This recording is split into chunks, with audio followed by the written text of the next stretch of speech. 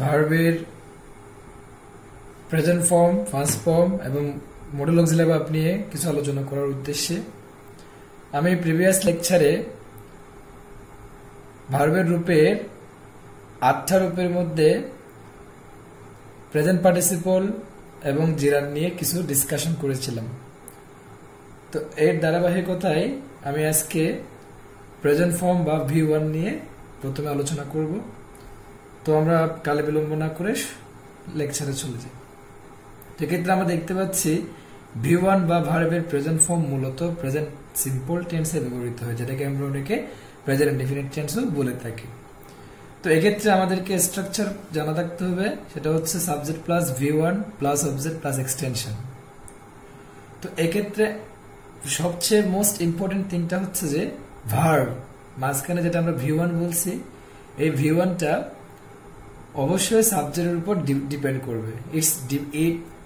It completely depends on subject. Subject যদি third person singular number noun বা pronoun হয় তাহলে অবশ্যই এই ভার্বের সাথে এস বাই এস যোগ করতে হবে। আর অন্য সব সাবজেক্টের ক্ষেত্রে আমরা সরাসরি V1 বা ভার্বের বেস ফর্মটা বসাই দেব। আশা করি এতটুকু বুঝতে পারছি। এখন আমরা third person singular number noun যে কোনো নাম হতে পারে, বস্তুর নাম হতে পারে, ব্যক্তির নাম হতে পারে, হোয়াট এভার, কিন্তু প্রোনাউন গুলো আমরা অনেকে জানি না। তো তোমাদের জানার সুবিধার্থে আমি তোমাদেরকে এই শব্দগুলো লিখে দিছি। আশা করি তোমরা এগুলা স্ক্রিনশট করে কিংবা নোট ডাউন করে নিবা। একটু ভিডিও পজ করে নোট ডাউন করে নিতে পারো। তাহলে দেখো third person singular number pronoun গুলো হচ্ছে he, she, it, this, that, everybody, everyone, somebody, someone, nobody, no one, anybody, anyone, everything, something, nothing, anything. আরেকটা অ্যাড করা যায়, সেটা হচ্ছে যে সিঙ্গুলার হু। এই হু দিয়ে বোঝায় কে।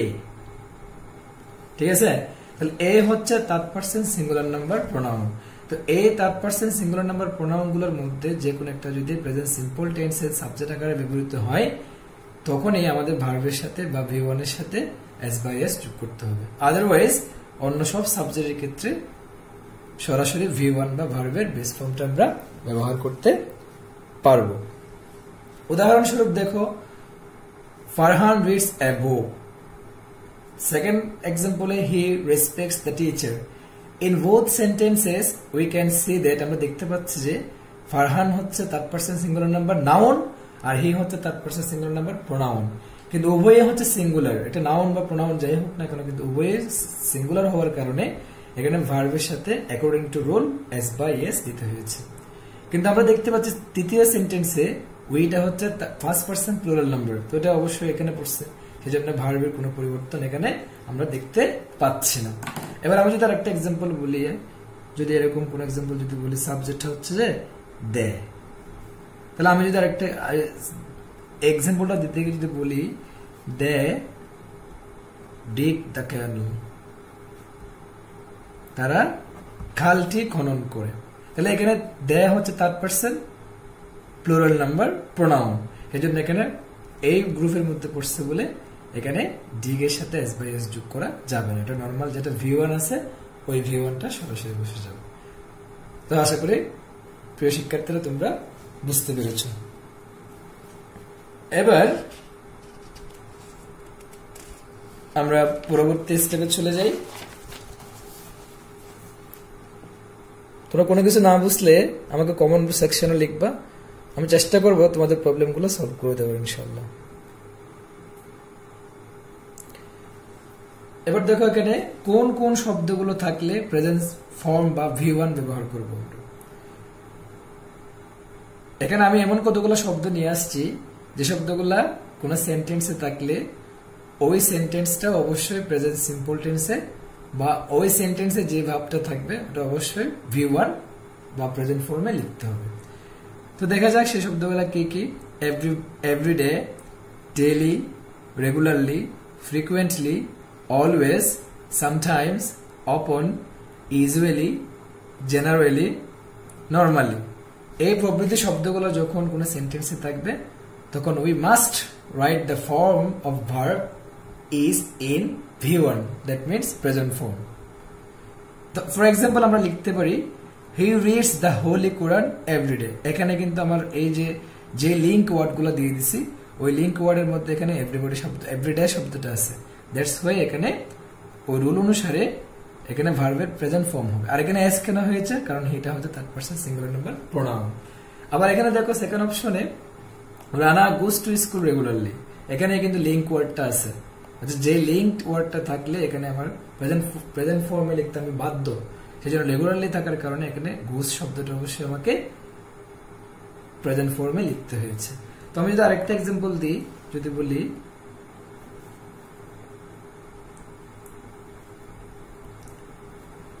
রিমা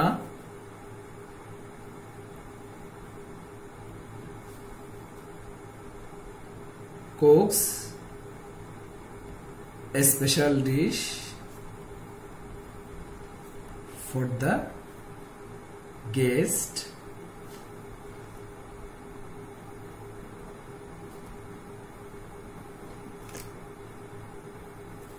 রিমা কুকস, এখানে আমি আরেকটা শব্দ অ্যাড করি অপন, তাহলে Rima upon cooks a special dish for the guest. তাহলে অপন শব্দের অর্থ হচ্ছে প্রায়ই, তাহলে রিমা প্রায়ই অতিথিদের জন্য বা অতিথির জন্য বা মেহমানের জন্য বিশেষ খাবার রান্না করে। এখানে একটা জিনিস ভুল আছে, দেখে সেটা তোমরা গেস করার চেষ্টা করো। তো সেটা হচ্ছে যে রিমা হচ্ছে এখানে third person singular number noun, কিন্তু আমি নাউন হওয়া third person singular number noun হওয়া সত্যি ভার্বের সাথে এস বাই এস দিই নাই। তাহলে মানে বোঝা যাচ্ছে এখানে অবশ্যই কি দিতে হবে, এস বাই এস দেওয়া লাগবে। তাহলে অবশ্যই আমার এখানে লিঙ্ক ওয়ার্ড এর মধ্যে যতগুলো ওয়ার্ড লিখছি আমি, এগুলোর মধ্যে কোনো একটা ওয়ার্ড যদি সেন্টেন্সে প্রেজেন্ট থাকে তাহলে আমাকে অবশ্যই সেটা প্রেজেন্ট সিম্পল টেন্সে লিখতে হবে। এবার আসলে পরবর্তী স্টেপে কি বলছে, কোন কোন জায়গায় বা কোন কোন ক্ষেত্রে আমরা প্রেজেন্ট ফর্ম বা প্রেজেন্ট সিম্পল টেন্স ব্যবহার করতে পারবো। তো দেখো ফার্স্ট ওয়ান হচ্ছে ইউনিভার্সাল ট্রুথ, চিরন্তন সত্য যেটাকে আমরা বলি। তো চিরন্তন সত্য অনেক এক্সাম্পল আছে, এর মধ্যে আমি দুইটা এক্সাম্পল দিচ্ছি তোমাদের এখানে। একটা হচ্ছে the sun rises in the east, সূর্য পূর্ব দিকে ওঠে। The earth moves around the sun, পৃথিবী সূর্যকে কেন্দ্র করে ঘুরে। এগুলা পৃথিবীর শুরুর প্রাক্কাল থেকে হয়ে আসতেছে, এখনো হচ্ছে এবং কিয়ামত পর্যন্ত হবে। তো এগুলা ভবিষ্যৎকাল বা অতীতকাল দিয়ে লেখা যায় না।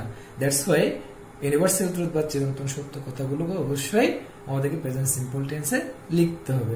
এরকম আরো এক্সাম্পল আছে, honesty is the best policy, ঠিক আছে।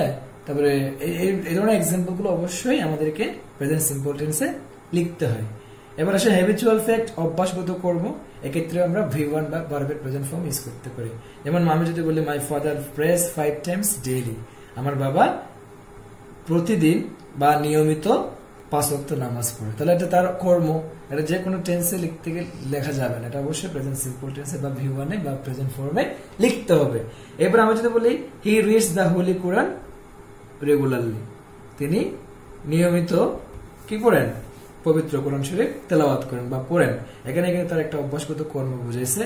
দ্যাটস ওয়াই এখানে রিডসটা ভার্বের প্রেজেন্ট ফর্মে ব্যবহৃত হয়েছে। আশা করি বুঝতে পারছো। চলে আসে নেক্সট, কি বলছে 3 নম্বরে আমরা লিখছি হিস্টোরিক্যাল ফ্যাক্ট, ঐতিহাসিক সত্য। তো এক্ষেত্রে আমি ঐতিহাসিক সত্য লিখতে গিয়েও ফার্স্ট টেন্সে বা ফিউচার টেন্সে লেখা যাবে না, অবশ্যই প্রেজেন্ট সিম্পল টেন্সে লিখতে হবে। তো আমি লিখলাম Humayun ascends the throne in 1530, Humayun 1530 সালে সিংহাসনে আরোহণ করে। এটা করেছিল বা করবে বা এরকম লেখা যাবে না, এটা যেহেতু ঐতিহাসিক সত্য হিস্টোরিক্যাল ফ্যাক্ট, সেজন্য আমাদেরকে অবশ্যই এই টেন্সে প্রেজেন্ট সিম্পল টেন্সে লিখতে হবে। এবার আমি যদি বলি our language movement takes place in 1952, আমাদের ভাষা আন্দোলন 1952 সালে সংগঠিত হয়েছিল।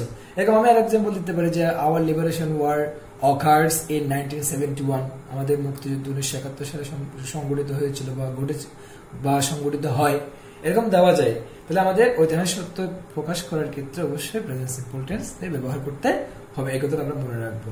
তবে সাইন্টিফিক ফ্যাক্টে চলে আসো, এই বৈজ্ঞানিক সত্যের ক্ষেত্রেও আমরা প্রেজেন্ট সিম্পল টেন্স ব্যবহার করবো বা V1 ব্যবহার করবো। যেমন অয়েল ফ্লোটস অন ওয়াটার, তেল পানিতে ভাসে, তেল আর পানি কখনো যুক্ত হয় না, এটা একটা বৈজ্ঞানিক সত্য।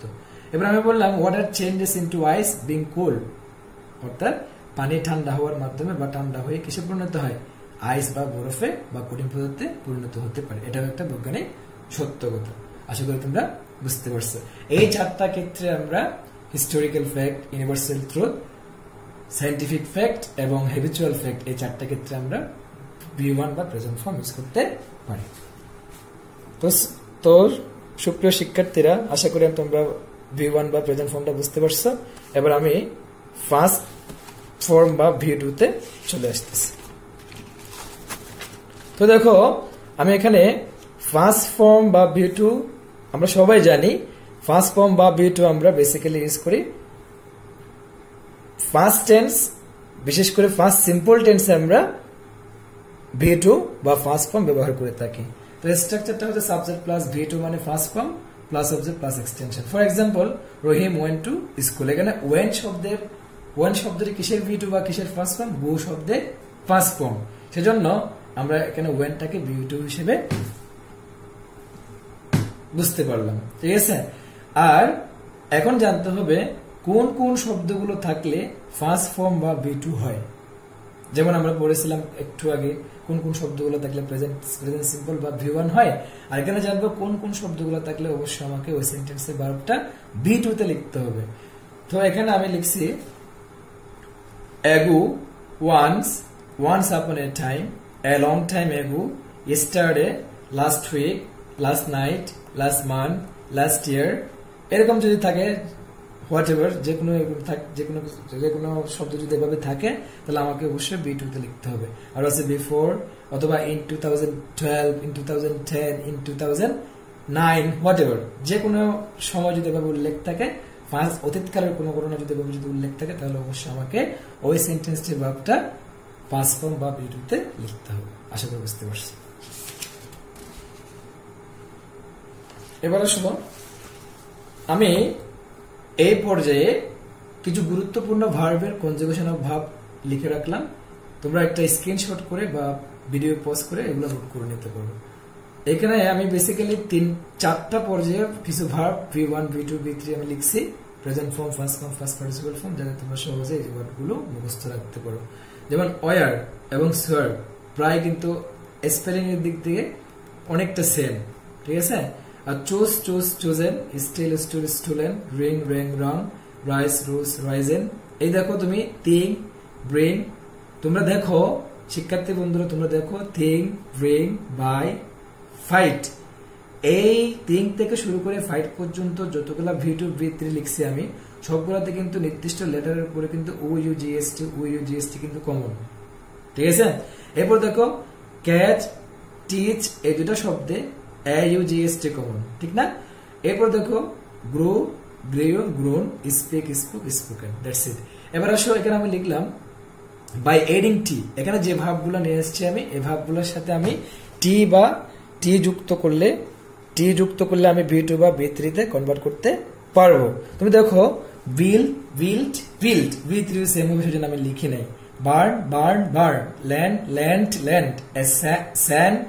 Sand, felt, slept, smelled, lost, learn। তার মানে বোঝা গেল যে V2 এবং V3 দুটোটাই সেম হবে যখন আমরা ভার্বের সাথে টি যুক্ত করব। আশা করি বুঝতে পারছো।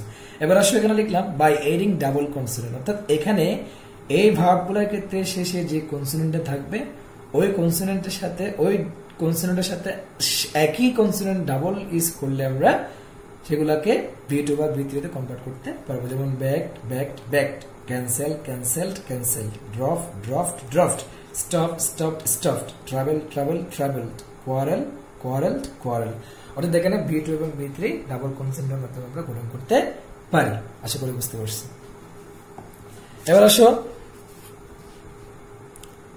এবার আসো আমরা কিছু কনফিউজিং ভার্ব দেখব, যেগুলা দেখলে আমাদের প্রেজেন্ট ফর্মটা দেখলে ফার্স্ট ফর্ম বা ফার্স্ট পার্টিসিপল ফর্ম আমরা সহজে বুঝতে পারি না।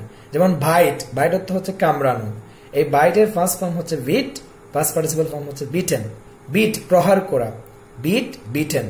লাই, এই লাই অর্থ হচ্ছে শুয়ে থাকা বা শুয়া অবস্থায় থাকা। এটার ফার্স্ট ফর্ম হবে লে, ফার্স্ট পার্টিসিপল ফর্ম হবে লেন। আর এই লে অর্থ হচ্ছে শুয়ানো বা ডিম পাড়া। এটা হচ্ছে ফার্স্ট ফর্ম হচ্ছে লেট, আর লাই অর্থ হচ্ছে মিথ্যা বলা, এক্ষেত্রে ফার্স্ট ফর্ম হবে লাইট, ফার্স্ট পার্টিসিপল ফর্মও লাইট। আশা করি তোমরা এই ভাবগুলো নিজেরা ভালোভাবে শিখে নেবা, এগুলা জীবনের প্রত্যেকটা পদে পদে তোমার এই ওয়ার্ডগুলো এই ভাবগুলো কাজে লাগবে। আশা করি তোমরা বুঝতে পেরেছো। এবার আসো ফাইনালি আমি আজকের যে সাবজেক্ট টপিকটা দিয়ে ভিডিওটা শেষ করব, লেকচারটা শেষ করব, সেটা হচ্ছে অক্সিলারি ভার্ব, যেটাকে আমরা হেল্পিং ভার্ব হিসেবে জানি। এখন আমার প্রশ্ন হচ্ছে আমরা কখন অক্সিলারি ভার্ব নিয়ে আসি? ঠিক আছে, আমি আমার প্রথম লেকচারে বলেছিলাম ভার্বকে বেসিক্যালি দুই ভাগে ভাগ করা হয়, একটা হচ্ছে ফাইনাইট ভার্ব, একটা হচ্ছে নন ফাইনাইট ভার্ব।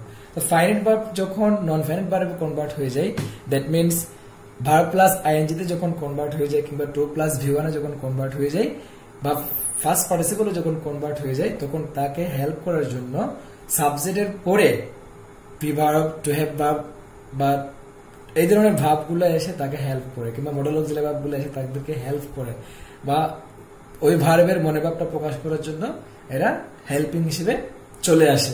এই জন্য এদেরকে বলা হয় অক্সিলারি ভার্ব বা হেল্পিং ভার্ব বা সাহায্যকারী ক্রিয়া। এখন এই অক্সিলারি ভার্বকে দুই ভাগে ভাগ করা হয়, প্রাইমারি এবং কি প্রাইমারি এবং মডেল। এবং প্রাইমারিকে আবার তিন ভাগে ভাগ করা হয়েছে, to be, to have, to do. তো টু বি ভার্বের মধ্যে এম, ইজ, আর প্রেজেন্ট টেন্সে, ওয়াজ, ওয়ার পাস্ট টেন্সে।